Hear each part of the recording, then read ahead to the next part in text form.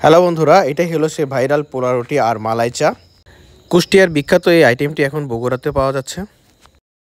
প্রথমে রুটি নিয়ে তাতে একটি সিক্রেট ইনগ্রেডিয়েন্ট ব্রাশ করে লাগানো হয়।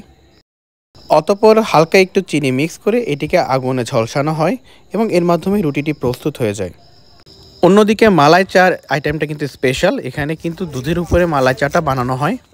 প্রথমেই গরুর দুধ, অতঃপর হালকা একটু চায়ের প্রলেপ এবং তারপর কিন্তু আবার মালাই অ্যাড করা হয়। এই মালাইয়ের পরিমাণটা কিন্তু তারা অনেক বেশি দেয়, যে কারণে এই মালাই চাটটির টেস্টও অসাধারণ হয়ে থাকে। মালাই অ্যাড করার পর কিন্তু তারা পুনরায় গরুর দুধ অ্যাড করবে এবং প্রয়োজন অনুসারে চিনি অ্যাড করবে। তো মালাই চা কিন্তু এখন প্রস্তুত হয়ে গেল।